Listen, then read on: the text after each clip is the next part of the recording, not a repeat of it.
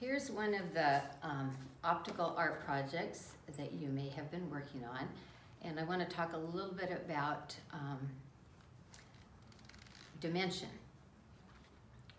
We're dealing with a paper, and a paper has height and it has width, but the paper doesn't have any depth, and that would be our third dimension. Our three dimensions are height, width, and depth.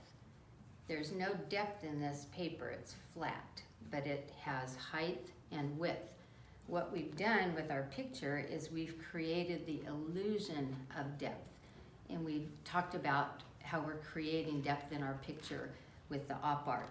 So what we're gonna do is we're gonna transition into a drawing of nature and maybe being outside using the ideas that we're using on this paper with the optical art. So when we started out to make this, we started out with an X.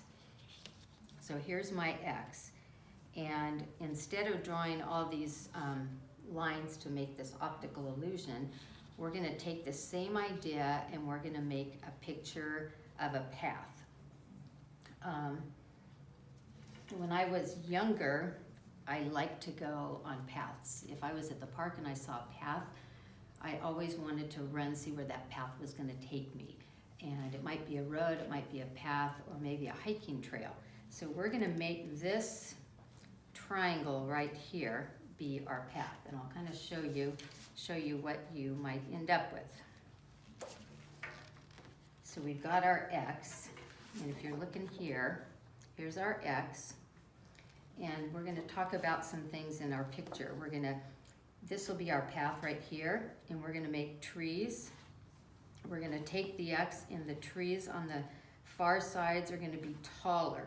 And the bottom of the tree is gonna be at the bottom part of the X, and the top of the tree will be at the top of the X. And we're gonna make 3 trees on each side, and we'll call it small, medium, large. And that's gonna create the depth in our picture, and it's a realistic picture. Another term we'll talk about is the horizon line, which would be the straight across line, and that is the line that divides the land from the sky. And we're gonna be using that in our picture. Here's a couple. Our picture may be a little bit more sophisticated. We might add more trees. We can add color to it.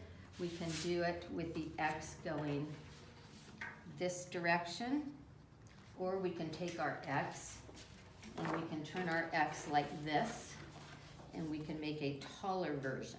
This one I did in markers. It's a little bit brighter. And the other one, this one I did in colored pencil. And I'm not quite done with this one yet, or this one. And this one I'm doing in crayon. So there's a lot of varieties that we can use.